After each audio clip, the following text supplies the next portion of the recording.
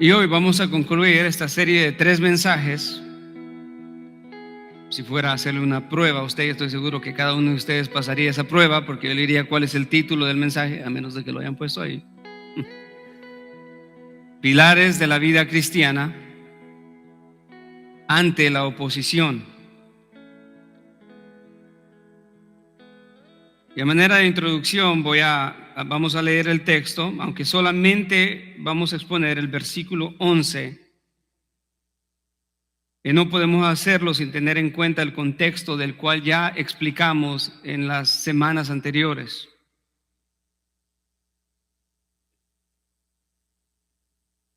Versículo 7 al 11 dice de la siguiente manera: mas el fin de todas las cosas está cerca. Sed pues prudentes y de espíritu sobrio para la oración.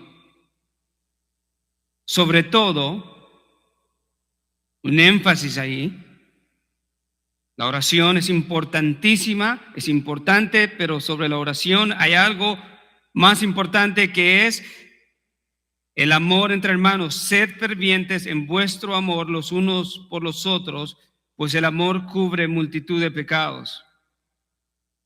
Sed hospitalarios los unos para con los otros, sin murmuraciones. Según cada uno ha recibido un don especial, esta realidad preciosa, innegable, que cada cristiano ha recibido un don de parte de Dios. No importa la edad, no importa el género, masculino, femenino. No importa si tiene 20 años en la iglesia o un año o un mes. Cada uno ha recibido un don. Y Pedro le dice a la iglesia: según cada uno ha recibido un don especial, úselo, sirviéndoos los unos a los otros como buenos administradores de la multiforme gracia de Dios. Aprendíamos que esto es un gran privilegio, hermanos, y es algo asombroso pensar que la gracia de Dios tiene una manera de expresarse en su pueblo. Y Dios no ha decidido dar esa gracia que es multiforme, tiene una variedad de formas en un recipiente, ¿no? Sino Él ha decidido manifestar su gracia a su pueblo a través de cada uno de ustedes. Siempre y cuando sean buenos administradores de la multiforme gracia de Dios. Esto no es algo simple, esto es algo sorprendente y tan importante para la iglesia de comprender, hermanos, porque cuando hacemos un servicio a la iglesia, primeramente lo hacemos a Dios, pero sabemos que es la gracia de Dios usando vasos para manifestar su gracia a la iglesia. O sea que cantar no es una cosa simple. Es ser un medio y la expresión de la multiforme gracia de Dios. Discipular a alguien no es una cosa simple, es ser un medio de parte de Dios para que Él manifieste su gracia a aquel que necesita ser discipulado. Enseñar no es una cosa simple, es ser un instrumento en las manos de Dios para que así la gracia de Dios se manifieste. Hermanos, si entendemos esa imagen, nosotros somos canales de la gracia de Dios. Y es por eso que debemos estar limpios de toda acusación en nuestra conciencia, para no servir al Señor en una manera que verdaderamente glorifique su nombre. Y que nos califique como buenos administradores, no como administradores mediocres, no como administradores falsos. no como administradores irresponsables. Según cada uno ha recibido un don especial, úselo sirviéndolos unos a los otros como buenos administradores de la multiforme gracia de Dios. El que habla, que hable conforme a las palabras de Dios. El que sirve, que lo haga por la fortaleza que Dios da, para que en todo Dios sea glorificado mediante Jesucristo, a quien pertenecen la gloria y el dominio por los siglos de los siglos. Amén. Todo esto, hermanos, del versículo 7 al 11, para ser más precisos, toda la epístola gira al contexto, en el contexto de que la iglesia estaba siendo objeto de persecución. Y hemos estado predicando específicamente, intencionalmente en el mes de enero, en estos versículos, porque queremos que la iglesia sepa cómo debe de conducirse. Y creo que estos pilares de la vida cristiana son esenciales y fundamentales para la iglesia y especialmente para nosotros como Iglesia Bíblica Emanuel.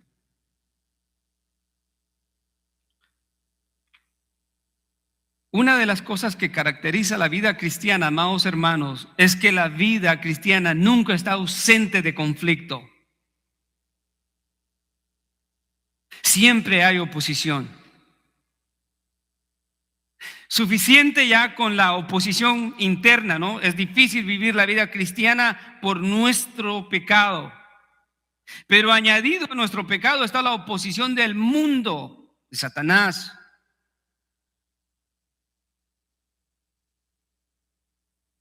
Y como alguien dijo, Satanás y el mundo son enemigos formidables del cristiano, porque no son enemigos débiles. Son potentes.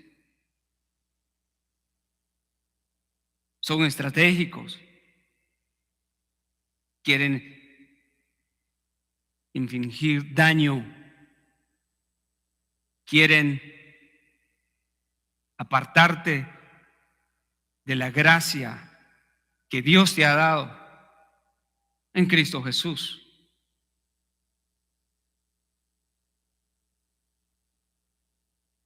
Pero Dios no es ajeno a eso. Mateo 10, en la comisión a los discípulos, he aquí yo os envío en medio de lobos. Ese yo, el pronombre, ¿quién está hablando? Jesucristo. Yo los envío en medio de lobos como ovejas. El hecho de que nos encontremos en medio de oposición no es un error de Dios, es por diseño de Dios. Es por diseño de Dios.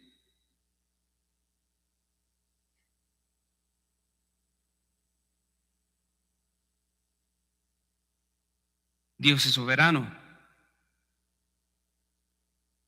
Y Pedro, guiado por el Espíritu Santo, en el versículo 7, le dice a la iglesia: mas el fin de todas las cosas está cerca. Los cristianos a quienes se les escribió esa epístola estaban siendo ultrajados, perseguidos. Estaban en oposición a un imperio pagano, inmoral y poderoso.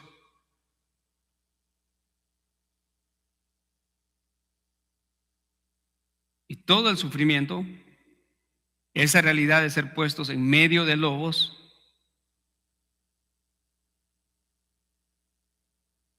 toda adversidad, que para ellos era persecución. Nosotros no hemos tenido persecución, pero tenemos ¿qué? Oposición fuerte.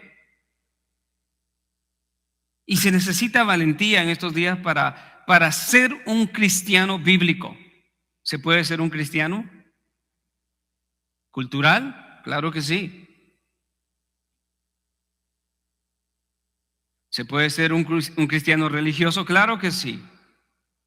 Y eso no requiere esfuerzo ni hay riesgos en ser un cristiano religioso y un cristiano cultural. ¿Por qué? Porque lo único que se necesita hacer es ajustarse, en el caso de un cristiano cultural, a la cultura.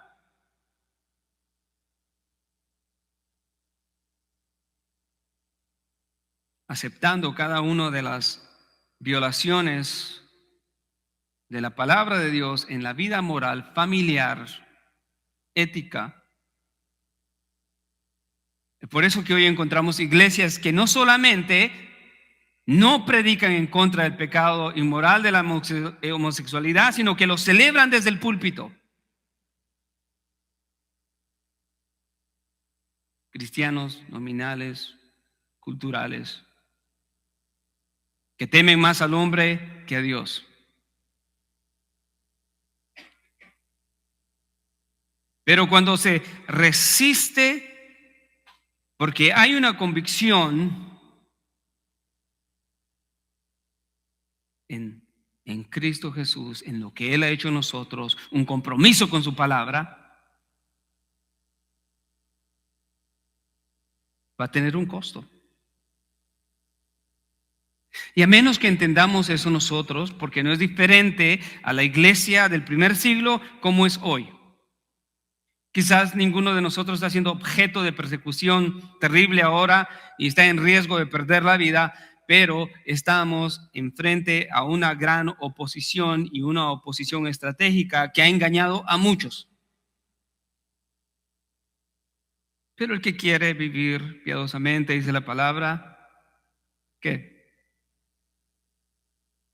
Va a ser objeto de persecución. Todos los que quieran vivir piadosamente serán perseguidos. Pero no importa el sufrimiento, Cristo le dice a la iglesia a través de esta epístola: mas el fin de todas las cosas está cerca, pero ustedes necesitan ser prudentes de espíritu y sobrios para la oración. Oren, no sean independientes, sino dependan siempre de Dios, y sobre todo sean fervientes en vuestro amor los unos por los otros. Pilares del cristianismo, hermanos. No podemos ser independientes de Dios, ni tampoco podemos vivir como iglesia unidos si no hay un amor genuino, y tampoco, como decíamos la semana pasada, vamos a poder funcionar como iglesia si no tomamos en cuenta el uso de los dones recibidos por la gracia de Dios y los ejercitamos de una manera que honra a Dios. Y sabemos que esa manera de honrar a Dios usando nuestros dones es que siendo buenos mayordomos.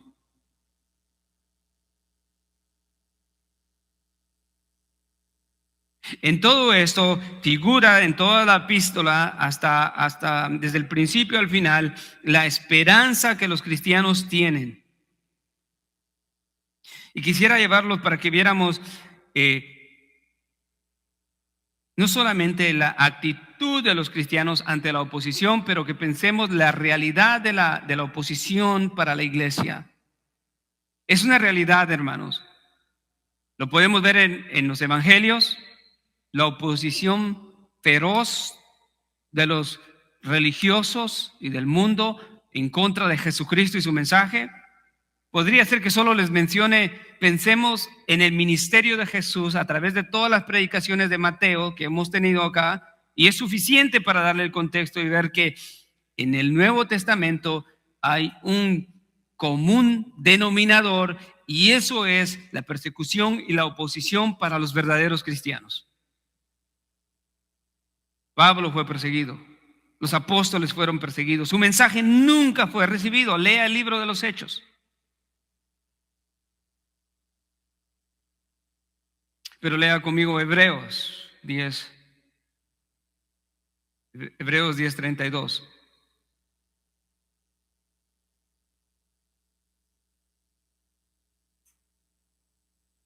Pero recordad, el autor de Hebreos hablando a la iglesia, le dice, pero recordar los días pasados cuando después de haber sido iluminados, la implicación ahí es, después de que ustedes fueron iluminados, fueron salvos por la gracia de Dios, soportasteis una gran lucha de padecimientos.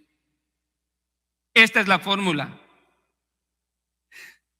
El hombre es salvo y por esa nueva naturaleza en Cristo Jesús, por esa nueva asociación con su Salvador, es objeto y soporta lucha, padecimientos. Una vez más, pero recordad los días pasados cuando después de haber sido iluminados, soportasteis una gran lucha de padecimientos.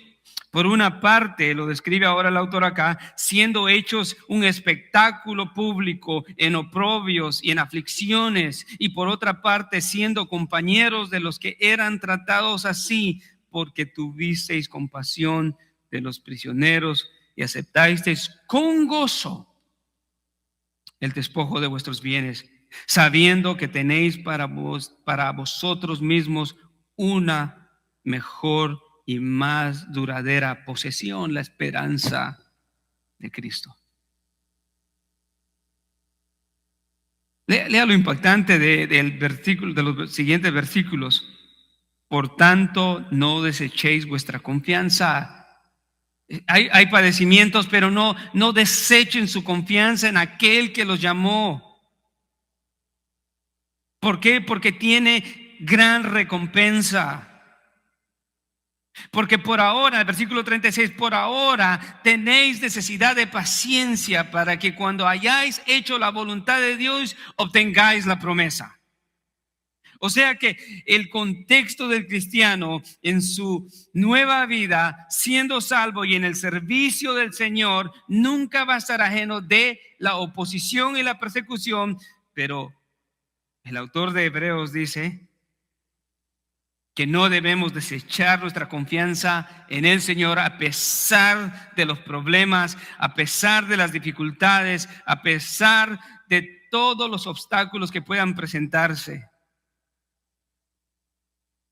Porque al final, al permanecer y hacer la voluntad de Dios, obtendremos la promesa.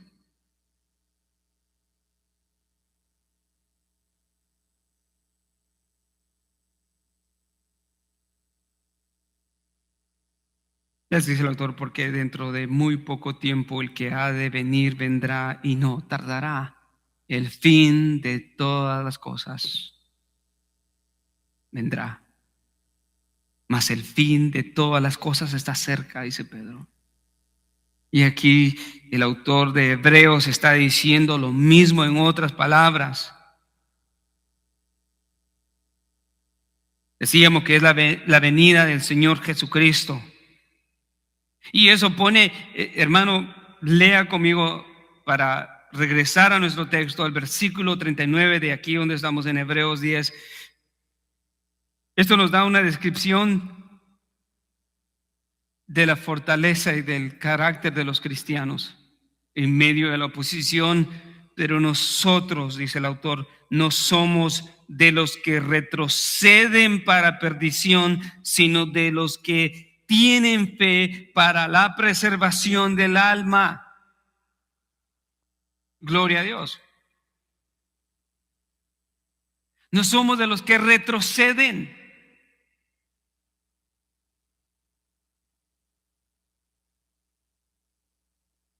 Los que retroceden para su perdición.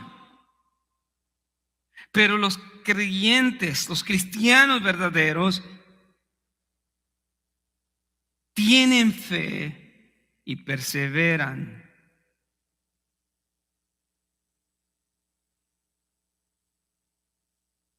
Todo eso está en vista en lo que Pedro está hablando a la iglesia en capítulo 4. ¿Cuál es la manera de vivir en perseverancia como iglesia, como cristianos, hermanos? De acuerdo a los 4 pilares. El Señor nos ha enseñado que debemos de vivir en una vida prudente para la oración. O sea, no debemos desestimarla. Debemos de pensar correctamente. La prudencia tiene que ver con pensar correctamente acerca de las cosas espirituales y sus implicaciones. En ese contexto, entonces, no orar es un error.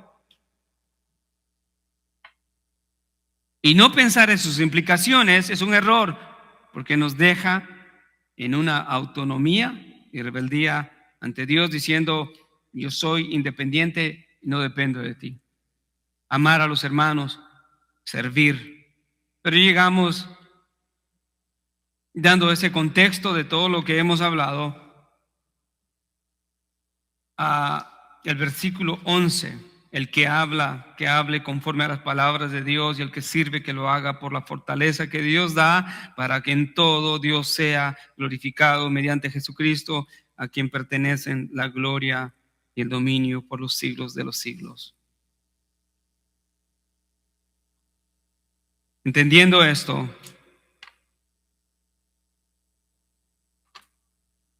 ¿qué significa hablar conforme a las palabras de Dios?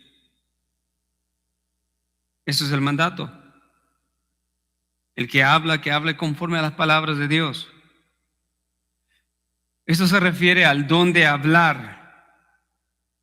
Y como todo don que Dios otorga al creyente, debe de ejercerse como un buen mayordomo, aún en medio de la oposición. Nadie nos ha dicho, hermanos, que hacer la voluntad de Dios será fácil como cristianos.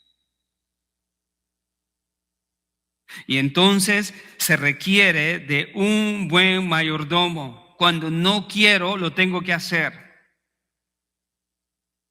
Cuando hay oposición, lo tengo que hacer. Cuando estoy luchando aún con mis pecados, tengo que hacerlo. Tengo que entregar ese pecado al Señor y no poner estorbo, y ser un buen mayordomo para hacer lo que el Señor me está llamando a hacer. Esto en realidad aplica a todo lo que hemos hablado, pero es importante mencionar lo siguiente: no son nuestras destrezas, sino que es la multiforme gracia de Dios que está siendo ministrada a su iglesia por medio de mayordomos que antes eran inútiles para cualquier aspecto de la vida espiritual. Incapaces. Antes éramos incapaces para hacer cualquier cosa en relación a la vida espiritual en Cristo.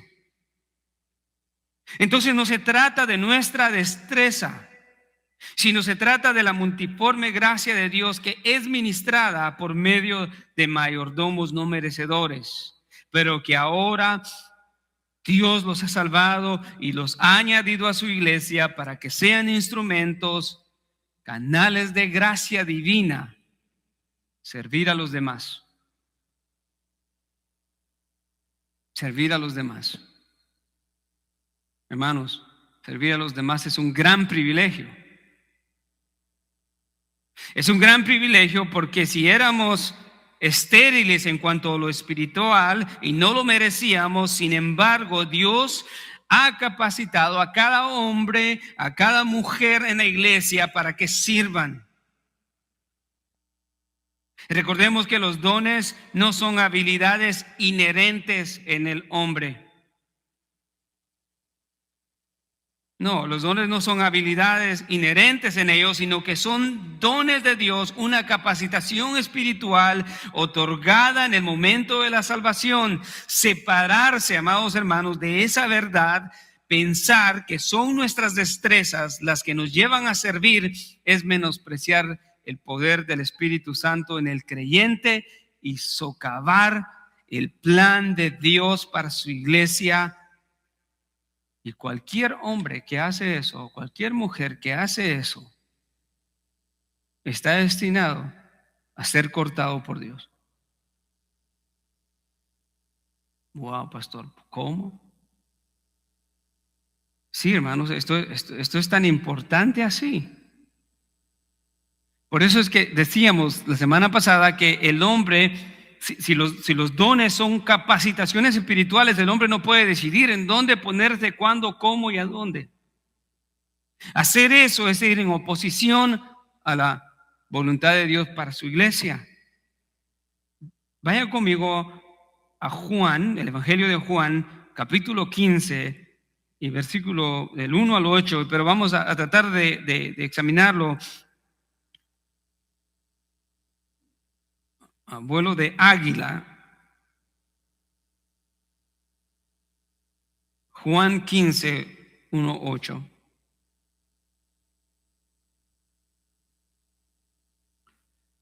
¿Lo tiene?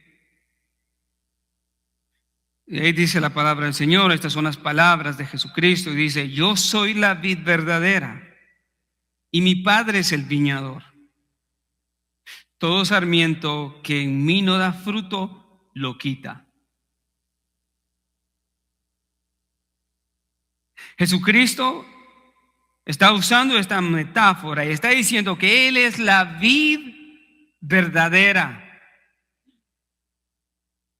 La vid sobre la cual cada pámpano está unido para que pueda dar fruto. Pero al mismo tiempo nos dice que su Padre es el viñador. ¿Y qué es un viñador? ¿Qué haría un viñador en un viñedo con una vid? En los tiempos de antes, como en los tiempos de hoy, una enramada de uvas tenía sarmientos secos que no daban fruto. Y el trabajo del viñador era llegar y limpiarla. Quitar todo sarmiento que no da fruto y que está pegado a la vid, pero que es estéril. Estas son las palabras de Jesús. Yo soy la vid verdadera y mi Padre es el viñador. Todo sarmiento que en mí no da fruto, no en independencia de Cristo, sino en Cristo, si no está dando fruto en la vid, el viñador lo quita. Pero hay buenas noticias. Sigue diciendo la segunda parte: y todo sarmiento que da fruto lo poda para que dé más fruto. Qué tremendo. Aún leer eso es humillador para nosotros y es, en cierta manera, es alentador. ¿Sabe por qué? Porque aún en aquellos que sirven y que dan frutos, todavía tienen pecados, pero el Padre está maravillosamente como el mejor viñador, podándolos, quitándole el pecado de la ira, el pecado del enojo, el pecado de la inmoralidad y avaricia y todas estas cosas, para que el fruto que da no tenga obstáculo y pueda dar más fruto. Eso es. Esa es la gracia de Dios. Por eso es que no debemos estar, hermanos, de alguna manera podemos orar al Señor: Señor, poda todos mis pecados que me estorban para servirte. Córtalos. Entre que corte los pecados y corte al individuo, es mejor que corte los pecados. Jesucristo le dice: vosotros ya estáis limpios por la palabra que os he hablado, permaneced en mí y yo en vosotros. Como el sarmiento no puede dar fruto por sí mismo si no permanecéis en la vid, así tampoco vosotros si no permanecéis en mí. Yo soy la vid y vosotros los sarmientos, explica Jesús. El que permanece en mí y yo en él, ese da mucho fruto, porque separados de mí nada podéis hacer. ¿Por qué estamos hablando de esto? Porque si los dones son capacitaciones espirituales, cuando el hombre no ha recibido algo, es inútil. Es inútil. Queda muy claro por las palabras de Jesús que separados de Él, entonces, el hombre trabaja inútilmente. Una imagen de esto lo puedo poner, un ejemplo, perdón. Es un hombre que no tiene el llamado de pastor y se pone como pastor. Puede tener una Biblia, puede tener carisma para hablar, puede tener inteligencia para hablar, puede tener habilidades. Pero si Dios no lo ha llamado y no está en la vid, aunque tenga 3,000 personas enfrente de él, no quiere decir que hay fruto. ¿De qué sirve tener 3,000 personas cuando la mayoría están sufriendo y están muertas espiritualmente?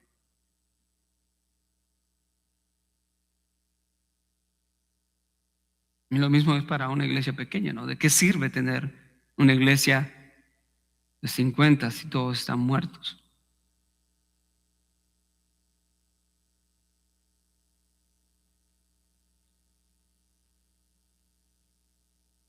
Eso es lo importante. No queremos trabajar inútilmente. Pero para orientarlo a nuestro texto, yo creo que una de las maneras de demostrar que permanecemos en el Cristo Salvador y que no estamos separados de Él es hablar conforme a la palabra de Dios. Pero antes de entrar ahí,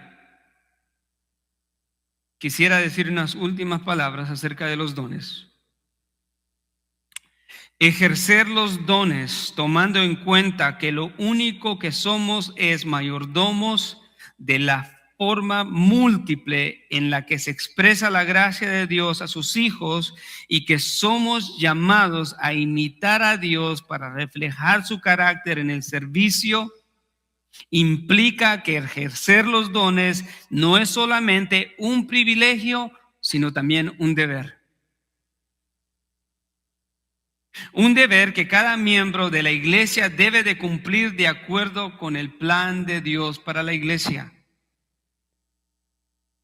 Cualquiera que sea el don que Dios te ha dado, es un deber y no un gusto personal. Tenemos que quitarnos la idea de que es que yo quiero hacer esto porque yo siento y a mí me gusta hacer esto. No se trata de eso. Cualquiera que sea el don, es un deber porque sabemos que es una capacitación espiritual de Dios para cada creyente.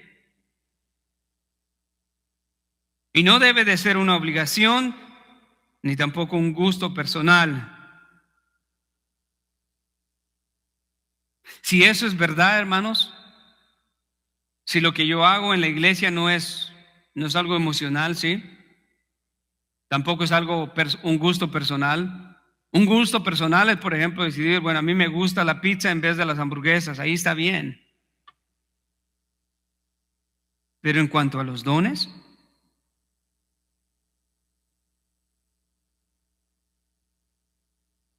no, pastor, es que a mí el Señor me ha llamado a cantar. No, pastor, es que a mí el Señor me ha llamado a predicar.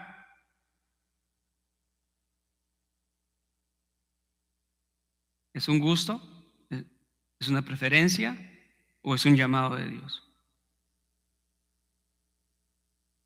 Los frutos. Los frutos son la mejor evidencia de cuál es la fuente. ¿Por qué esto es tan importante? Porque todo cristiano dará cuentas delante de Dios. Si es un deber y es un gran privilegio y un deber que cada miembro de la iglesia tiene, entonces también sabemos que daremos cuenta de cómo ejercimos ese don. Esto es terrible, hermanos. Esto aplica de la A a la Z en todo lo que se hace dentro de la iglesia, no importa lo mínimo que sea. Pero yo puedo darle ejemplos en lo que me he dado cuenta de lo terrible y de lo triste es de ver hombres que están parados en púlpitos, que no han sido llamados y que se empecinan a estar ahí y mientras tanto están conduciendo en sufrimiento y en dolor y a la perdición a muchas personas.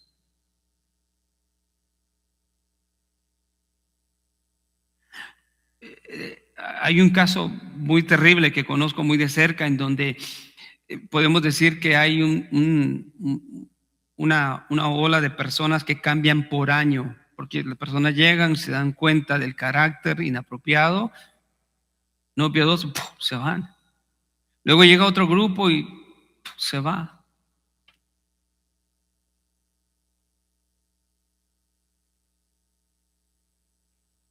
¿Qué cuentas dará alguien así de un don que nunca se le entregó? Esto requiere temor a Dios y respetar el orden de Dios para la iglesia. Cualquiera que sea el don que Dios te ha dado, no es un deber y es un gran privilegio, porque servir al Señor es un gran privilegio. Vea lo que dice Romanos 12, 4, 8, no lo necesita ver, pero se lo menciono. Pues así como en un cuerpo tenemos muchos miembros, pero no todos los miembros tienen la misma función, así nosotros que somos muchos, somos un cuerpo en Cristo e individualmente miembros los unos de los otros, pero teniendo dones que difieren.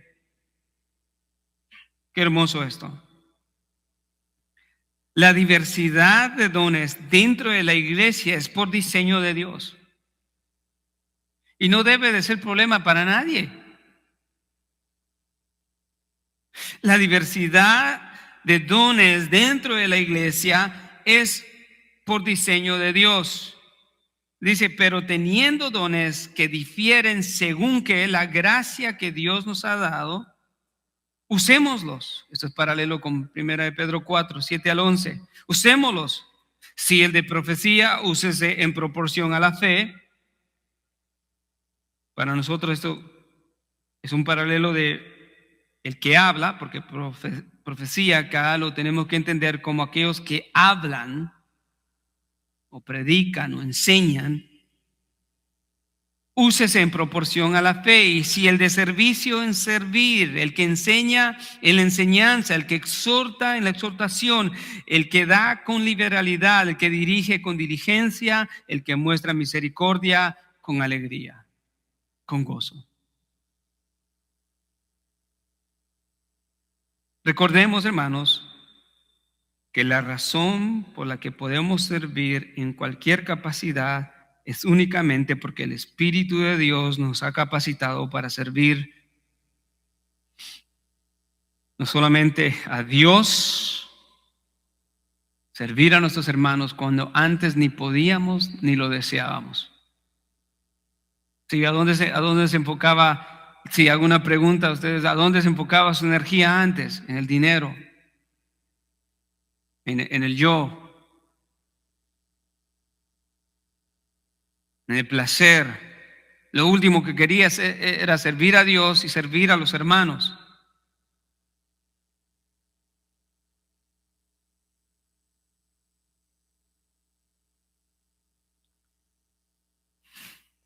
En las Escrituras, servir casi tiene esta idea de imitar a Dios. Imitar a Dios es un mandato. Aquí en el texto que estamos viendo, hablar es un mandato y el mandato es hablar de tal manera que reflejemos el carácter de Dios. El texto enseña eso, léalo conmigo. O véalo conmigo ahí. La palabra conforme es una palabra, una partícula de comparación. O sea, Pedro está comparando la forma en la que deben hablar los cristianos y el estándar que pone es las palabras que Dios ha hablado. Pedro aquí usa esto para hacer un contraste muy claro. Él está enfatizando que así como Dios ha dado su palabra en las Escrituras, de esa misma manera deben ser las palabras de los cristianos al momento de hablar, al momento de abrir su boca. En otras palabras, los cristianos deben de considerar cada palabra que sale de su boca y asegurarse con gozo y alegría de que sus palabras se ajustan a las palabras de Dios. Ahí hay muchas implicaciones. La pregunta es entonces, ¿cómo ha hablado Dios? Si hemos de hablar en conformidad a las palabras de Dios, es importante que sepamos cómo ha hablado Dios. Y sin duda, hablar conforme a lo que Dios ha hablado es hablar en amor. ¿Estaríamos de acuerdo? Hablar en conformidad a las palabras de Dios. Podemos decir que una de esas maneras es hablar en amor. También hablar con humildad. También hablar para edificar y no para destruir. También hablar para consolar, para instruir, hablar para corregir. Y no podríamos negar eso, que hablar en conformidad a las palabras de Dios incluye todo eso, pues de esa manera Dios nos ha hablado en su palabra. Dios nos ha hablado con amor en su palabra. Dios nos corrige con su palabra. Dios nos consuela con su palabra. Y de igual manera nosotros tenemos que conformar nuestras palabras a las palabras de Dios. En otra forma de poder decir eso es: Dios ha hablado de una manera redentora a su pueblo. Y nosotros, cuando hablamos con aquellos con los que tenemos dificultad, dentro del hogar y fuera del hogar, siempre tenemos que tener en cuenta que nuestras palabras deben de ser palabras redentoras, que reflejan el carácter de Dios. Y sin embargo, con todo eso que les acabo de explicar, el contexto nos lleva a reconocer que aquí se refiere a algo más sublime, más alto.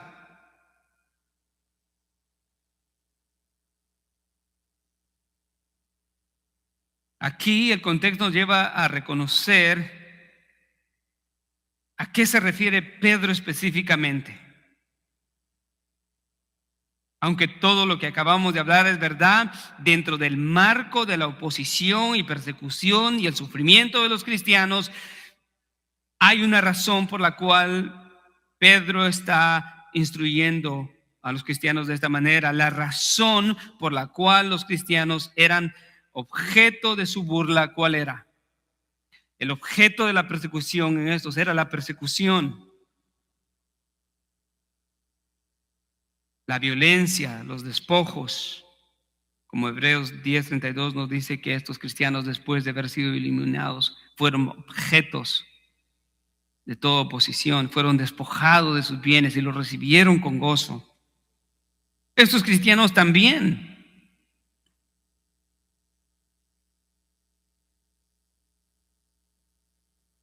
La razón de su persecución y la burla, los despojos, la violencia, era su fe ¿en quién? En Jesucristo, el Hijo de Dios. Si esto es verdad, entonces Pedro está dándole aquí valentía a los cristianos para que persistan en el ministerio de la predicación de la palabra, siendo fieles, exponiendo la Escritura en medio de la oposición y no tenemos que esforzarnos mucho para saber cuál era el tema primordial de la predicación de la iglesia primitiva. El tema primordial de la iglesia primitiva es Jesucristo es Dios.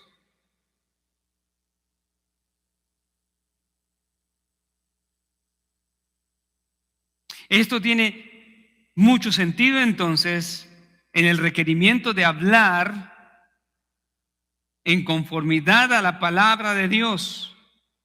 En tiempos de dificultad y oposición existe la tentación de no hablar la verdad conforme a la palabra de Dios y de dar a conocer el evangelio. Todo lo contrario, se esconde el evangelio en medio de la oposición.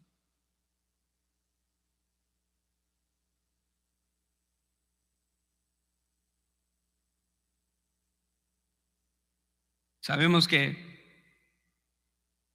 el mensaje del evangelio es central porque es el mensaje que salva a los hombres y sin embargo, en el tiempo de la oposición, de la dificultad, está esa tentación real.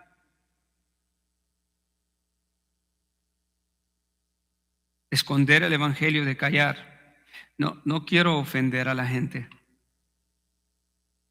Hermanos, no hay nada que ofenda a la gente hoy en día como declarar que Jesucristo es Dios.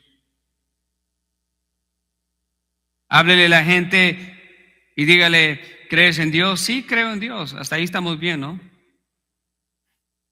Pero mencione el nombre de Jesucristo como el Hijo de Dios, el Salvador del mundo, que perdona pecados, y ahí hay límites. En la iglesia primitiva no era así.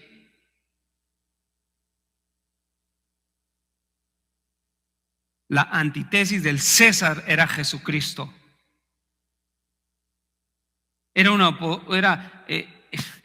Jesucristo vino y se opuso a aquellos dioses falsos.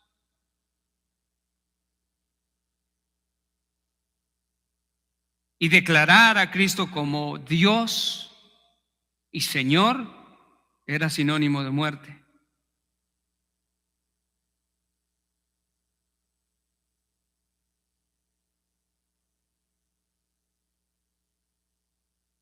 Pero nosotros estábamos llamados a hablar la verdad sin temor para cumplir el mandato de hablar conforme a las palabras de Dios. Implica entonces compartir el evangelio fielmente, aún frente a la oposición, aún frente a la burla, aún frente a la variedad o la multiplicidad de opiniones y versiones de lo que es Dios. Nosotros debemos de permanecer firmes, siendo obedientes al mandato de Dios de hablar en conformidad a sus palabras. No importa si hay rechazo, no importa si hay amenazas, no importa si aún fuéramos golpeados o quizás arrestados, pero muy pocos van a ser arrestados, quizás algunos, ¿no? Por su fe.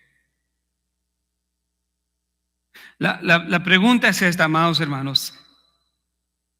Si los cristianos de la iglesia primitiva no tenían excusa para no hablar valientemente el evangelio, aún en medio de la persecución, ¿dónde queda el cristianismo de nuestros días? Que se ha sentado en la pasividad de su apatía por la gran comisión, que en realidad es una apatía por las almas perdidas, y no se atreve a hablar el evangelio de Jesucristo a los incrédulos. No estoy hablando de hablar desde un púlpito, desde una plataforma o desde una clase en persona o virtual. Eso es fácil. John MacArthur dice, los dones visibles y evidentes como el predicar y el enseñar y evangelizar no son necesariamente los más valiosos en cada caso. Dice él, Dios ve los dones de los creyentes como edificadores y su ejercicio como algo esencial para el bienestar del cuerpo de Cristo. Ellos son buenos administradores, son quienes manejan sus dones espirituales de modo sabio y los usan de manera obediente. Cualquiera quiere predicar, cualquiera quiere enseñar, pero eso no es lo mejor. Dios ve los dones dados a sus hijos como instrumentales y necesarios para traer valor a la iglesia.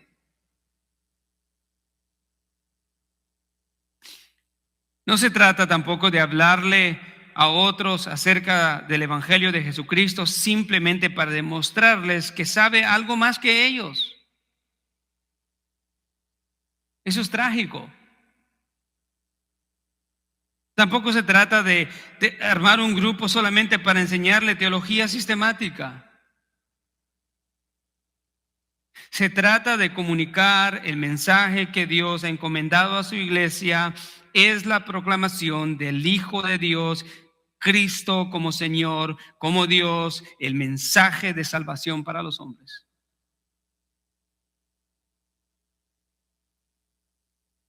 Segunda de Corintios 5:20 nos recuerda que somos embajadores de Cristo y que a través de la proclamación del Evangelio es como que Dios rogara por medio de nosotros a los hombres: reconcíliense con el Señor. Hay una urgencia, ¿no? El rogar a los hombres: reconcíliense. Hermanos, ¿cómo están hablando valientemente del Evangelio en su contexto? ¿Cómo lo están haciendo?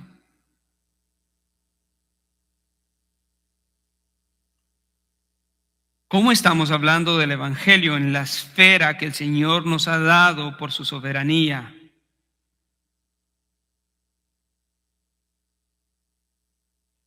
¿Cómo? ¿Cuánto estás dispuesto a hacer y sacrificarte y ir más allá, aún a perder, no sé, cosas materiales, trabajo, dinero, y a incomodarte, pero dedicarte a compartir el Evangelio con las personas? ¿Cómo estamos haciendo eso en nuestra esfera?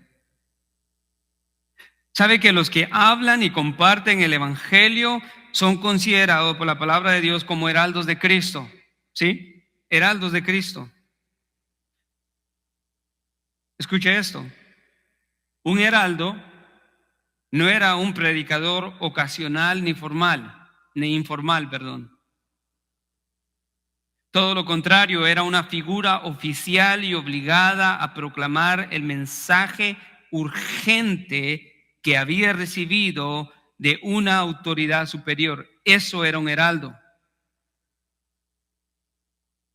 Un heraldo era designado por un rey o un gobernador con autoridad. Mantenga en mente eso. No, este heraldo no podía modificar el mensaje, no podía suavizar ni adaptar el contenido del mensaje. No hablaba en su nombre propio, sino que hablaba en representación de quien lo había asignado. Tampoco este heraldo tenía el derecho de callar. No podía silenciarse.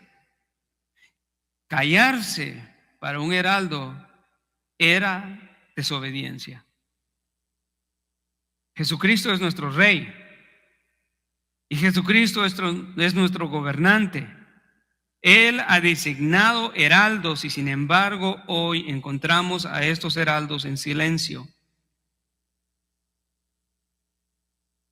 Qué trágico es eso, ¿no? Hoy encontramos a esos heraldos en silencio. Por su propia cuenta han decidido callarse y retener el mensaje del Evangelio cuando no hay ninguna justificación para hacerlo. Lo triste del caso, amados hermanos, es que no se callan por persecución, porque ni aún en medio de persecución, en los textos que hemos leído, se nos manda a callar, se manda a hablar. en conformidad a las palabras de Dios. Pero lo triste del caso es que los heraldos de hoy en día no se callan por persecución ni porque estén en peligro de muerte, sino se callan porque están demasiado ocupados con su vida en este mundo. Esa es la razón. Y eso representa una tragedia. Hablar el mensaje de Dios cuando presentamos a Jesucristo a través del Evangelio es la manera más clara de hablar en conformidad a las palabras que Dios ha hablado. A Dios le interesa que su Hijo sea proclamado.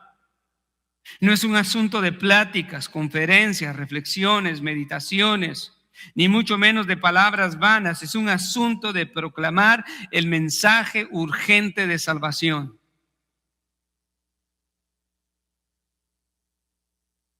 Y es interesante, ¿no? Que si pensamos, la razón de la persecución era el mensaje y sin embargo Dios les dice, sigan predicando más ese mensaje que ha causado la persecución porque es más urgente y más importante que cualquier otra cosa de interés en este mundo, aún su propia vida.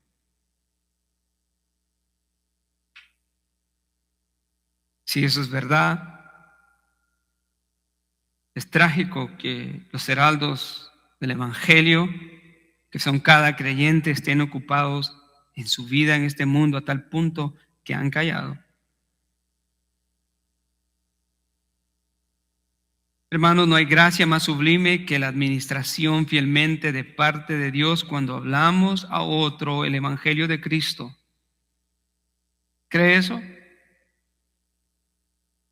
De todo lo que podemos hacer en la iglesia, está bien predicar, está bien enseñar, cantar, atender la puerta, controlar todo, limpiar, sí, pero no hay cosa más sublime en la administración de los dones que sea el predicar fielmente el Evangelio de Cristo. Si esa persona cree, se salva. Y si se salva, estamos seguros de que Dios ha hablado a través de nosotros. Qué hermoso es eso, ¿no?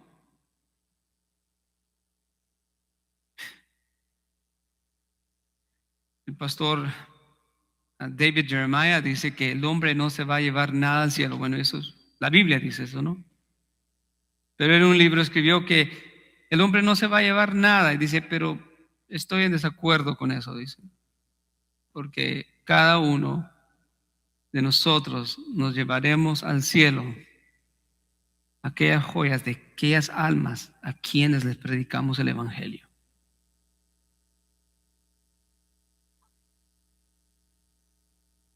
Hermanos, si Dios salva a los hombres por medio de la proclamación del Evangelio, quiere decir que eso es una prioridad para nosotros. Y no debemos de callar. Y si queremos hablar en conformidad a las palabras de Dios, entonces pensemos en lo que es la Biblia entera, es la proclamación de Jesucristo, el Hijo de Dios. A Dios le interesa que su Hijo sea proclamado. Sobre todas las cosas. Sobre todas las cosas, hermanos.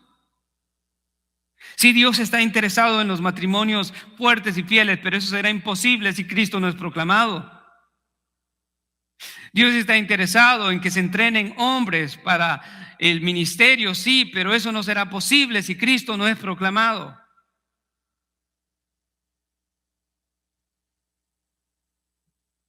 Dios está interesado en el uso de los dones diversos en la iglesia, pero no es posible si Cristo no es proclamado.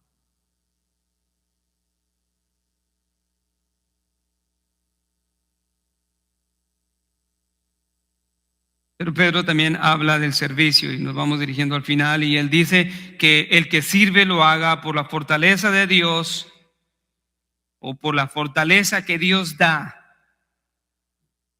Aquí se refiere a los diáconos, pero la palabra sirve también tiene un alcance a todo cristiano, a todo creyente miembro de la iglesia. Esa palabra sirve es la palabra de donde obtenemos la palabra diácono o servidor. y alcanza a todo miembro de la iglesia en el uso de los dones del servicio. Afecta a cada uno de los dones correctamente utilizados.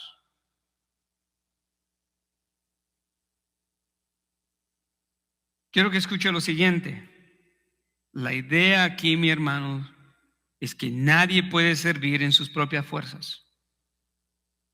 Sea cual sea el don, la realidad de lo que Pedro nos presenta aquí es que la fortaleza para ejercitar los dones dados por Dios se pueden hacer por la misma fortaleza que solamente Dios da. La declaración es clara: el que sirve, que lo haga por la fortaleza que Dios da.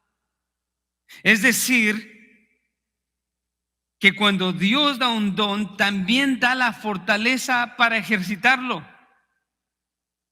¿Entiende?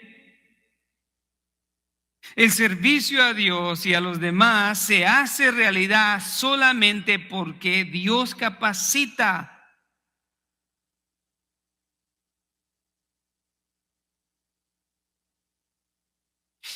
Y no solamente el servicio a Dios se hace realidad porque Dios capacita, sino también porque Dios es el que da la fortaleza.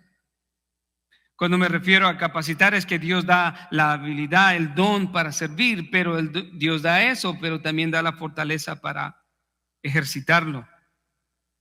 No importa quién eres.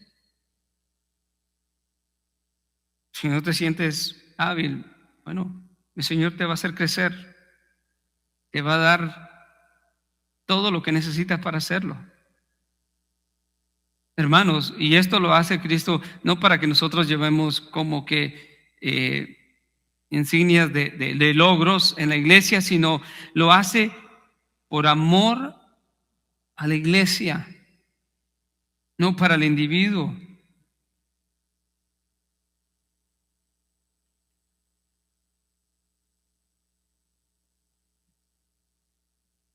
El servicio a Dios y a los demás se describe desde esa realidad, hermano. Servicio que viene por la fortaleza que Dios da es un gran privilegio y un gran don de Dios. Quiero presentarle un contraste entre lo que no es el servicio de Dios y lo que es el servicio de Dios. Y el contraste es importante notarlo, porque el servicio que no viene de la fortaleza que Dios da, ese servicio cansa. El servicio que no viene de la fortaleza que Dios da es una carga. No lo queremos hacer, ay, qué pesado, qué difícil. El servicio que no viene de la fortaleza que Dios da es egoísta, no se hace para la gloria de Dios, ni mucho menos para la edificación de la iglesia, sino para el individuo. El servicio que no viene de la fortaleza de Dios es orgulloso, busca lo suyo. El servicio que no viene de la fortaleza de Dios se acaba. Una, porque los hombres se aburren o el Señor los corta. Mi Padre es el viñador. Y todo sarmiento que no da fruto, lo quita. El servicio que no viene de la fortaleza de Dios busca su propia gloria, usurpando el lugar que solamente le pertenece a Dios y su gloria. Pero en contraste está el servicio que es motivado por la fortaleza que Dios da, que es sincero, es constante, es sacrificado, es desinteresado, no se vende ni se compra. El servicio que es sostenido por la fortaleza de Dios es fiel y genuino, es motivado por la influencia del Espíritu Santo en cada creyente. ¿Sabe por qué? Porque Dios es la fuente. Hermanos, Dios es la razón del servicio cristiano. Y entonces, definitivamente, el servicio del cristiano es importante y una de sus más grandes características. El cristiano no debe entonces andar corriendo del servir, ni andar buscando cómo servir menos, sino buscar cómo es un buen mayordomo de los dones. Finalmente, Pedro dice que hay un propósito por el cual la iglesia debe de orar, amarse, servir, hablar. Véalo conmigo, vamos a regresar a Pedro y ahí vamos a concluir. Ahí encontramos casi a la mitad del versículo 11 la conjunción para. Entonces Pedro está conectando todo lo que ha dicho. El fin de todas las cosas está cerca. Sean prudentes, oren, ámense fervientemente, usen bien los dones que Dios le ha dado, hablen en conformidad a las palabras de Dios, predicando el evangelio. ¿Para que qué? Ese es el propósito, para que en todo Dios sea glorificado. Ese es el fin de todas las cosas y del servicio a Dios y de lo que hacemos en la iglesia. No es el bien del individuo singular. No, es ¿para qué? Para que en todo Dios sea glorificado mediante Jesucristo, a quien pertenecen la gloria y el dominio por los siglos de los siglos. Y note algo, amado hermano, acá en esta conclusión, de que Pedro no dice para que en todo sea Dios glorificado por lo que tú haces, cristiano. No, sino dice para que en todo sea, ¿qué? Jesucristo, pues mediante Jesucristo, perdón, para que en todo Dios sea glorificado mediante Jesucristo. ¿Sabe qué significa eso? Pedro está viendo más allá de lo que ven los ojos. Él está viendo más allá de lo mecánico y de las actividades que suceden en nuestra realidad. Pedro está viendo el servicio, la oración, el amor, la santificación, el hablar, el evangelio. Él lo está viendo no como la gente obrando, sino como Cristo obrando en la iglesia. Porque Efesios 1:21 nos recuerda que el Padre dio a Jesucristo como la cabeza para la iglesia. Y así, hermano, eso requiere que entendamos esto. Si eso es verdad, quiere decir que la manera en la que yo vivo adquiere no solamente un gozo profundo, sino una responsabilidad grandísima. Sabiendo que cuando el Padre ve a la iglesia, Él ve la obra de su Hijo siendo perfeccionada día a día en aquellos que le pertenecen. Y eso le da la gloria. ¿Por qué Cristo hace eso en su iglesia? Porque no hay nada en este mundo que valga más que la iglesia de Jesucristo. Cuando Dios ve al mundo, no se sorprende por los ejércitos más poderosos del mundo, se sorprende por la iglesia. Cuando Dios ve al mundo, no se admira de las riquezas, ni aún de los paisajes más hermosos del océano, de la creación entera. Él la hizo, pero Él ve a su iglesia. ¿Y sabe cómo la ve? Una iglesia limpia y redimida por la sangre de su Hijo Jesucristo. Y así que cuando la iglesia vive en conformidad a la palabra de Dios, es Dios siendo glorificado a través de Cristo, porque Él va a la delantera de nosotros. Y gloria a Dios por eso. Y Él se lleva la gloria entonces en todo eso. No hay lugar aquí para un individuo que se lleve la gloria. No hay nadie aquí que merece algo. Él merece toda la gloria. Es un gran privilegio y un honor y una bendición servirle al Señor. Y Él valora cada una de las cosas que hacemos para Él, pero Él es merecedor de toda la gloria.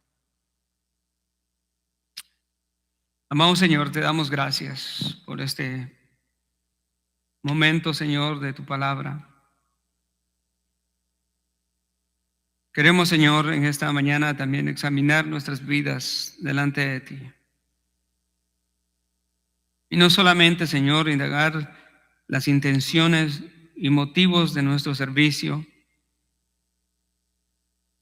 pero también, Señor, pedirte fortaleza para poder ejecutar cada uno de los servicios que tú nos has dado, de los dones que nos has dado. Sabemos, Señor, que si hemos de ser una iglesia que persevera,